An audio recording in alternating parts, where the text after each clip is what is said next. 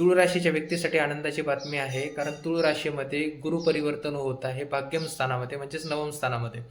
तर त्याची दूरदृष्टी ही प्रथम स्थानामध्ये, तृतीय स्थानामध्ये आणि पंचम स्थानामध्ये पडणार आहे. त्यामुळे तुम्हाला काय बेनिफिट होतील ते आपण जाणून घेऊया.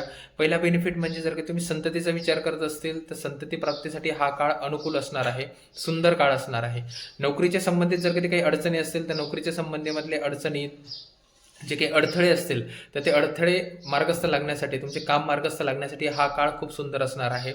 विद्यार्थी असाल तर विद्यार्थ्यांना यश मिळण्यासाठी, परीक्षेमध्ये प्रावीण्य प्राप्त करण्यासाठी, करिअर सेट करण्यासाठी, गोल सेट करण्यासाठी हा काळ खूप सुंदर असणार आहे.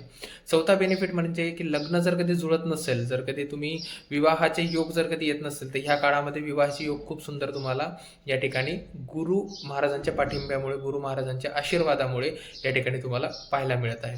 तर असे 4 ते 5 प्रकारचे बेनिफिट हे गुरु परिवर्तन नवम स्थानामध्ये जे होत आहे तर त्याच्यामुळे तुम्हाला या ठिकाणी दिसून येत आहे. प्रसाद राजन, राजन्स ॲस्ट्रॉलॉजी, न्यूमरोलॉजी. धन्यवाद.